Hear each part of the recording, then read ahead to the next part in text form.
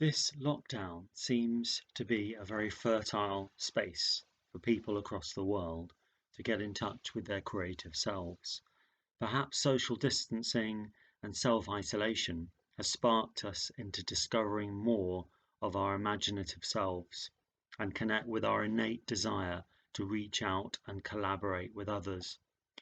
We've seen creativity spanning from high art to the bizarre, from the opera singer Andrea Bocelli giving a solo performance from an empty Duomo in Milan to a postman in Sunderland dressing up as a cheerleader, little Bo Peep and a Gladiator on his rounds just to bring some smiles.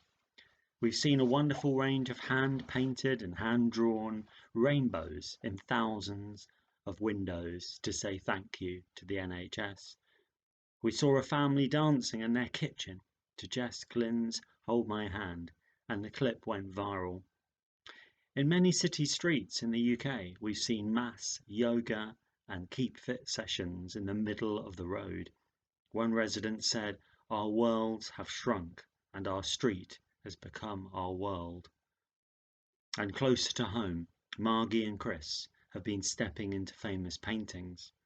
And our very own Lizzie has been broadcasting a disco Zoom every Saturday morning for humans and teddies. Of course, as many of us know, the creative process is not always easy. It's not all fun and games. Edvard Munch, the Norwegian artist who painted The Scream, said that art comes from joy and sorrow, and that our creativity springs from what he calls our heart's blood. In other words, the deepest and most real part of ourselves.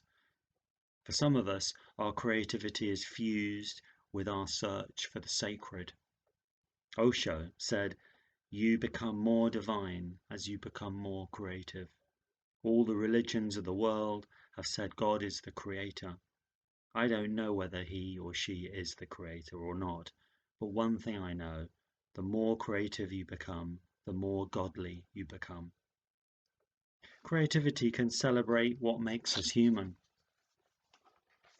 Jeanette Winterson says, "What art does is to coax us away from the mechanical and towards the miraculous. The so-called uselessness of art is a clue to its transforming power. Art is not part of the machine. Art asks us to think differently, see differently, hear differently, and ultimately to act differently, which is why art has a moral force. Art makes us better people because it asks for all our humanity." Being creative can be as simple as paying attention and noticing the life around us. The Welsh poet R.S. Thomas wrote a poem called The Bright Field. "I have seen the sun break through to illuminate a small field for a while, and gone on my way, and forgotten it. But that was the pearl of great price, the one field that had the treasure in it. I realize now that I must give all that I have to possess it. Life is not a hurrying on to a receding future, nor hankering after an imagined past. It is the turning aside, like Moses, to the miracle of the lit bush, to a brightness that seemed as transitory as your youth once, but is the eternity that awaits you." So may you have a creative lockdown, but may we also give ourselves permission just to be. One comedian on the radio recently shared the pressure she had felt during the coronavirus pandemic to write her finest novel or career-defining play, when actually just getting out of bed or working out how to use Zoom or making sure she had some food in the kitchen was enough to attend to. Maybe we should also be creating space for fallow time, time that celebrates the sloth in us, time just to rest in our own skins.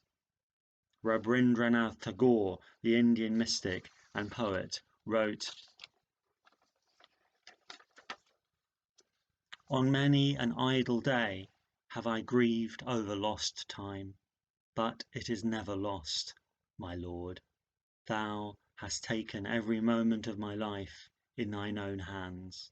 Hidden in the heart of things, thou art nourishing seeds into sprouts, buds into blossoms, and ripening flowers into fruitfulness. I was tired and sleeping on my idle bed, and imagined all work had ceased. In the morning I woke up to find my garden full with wonders of flowers. Amen.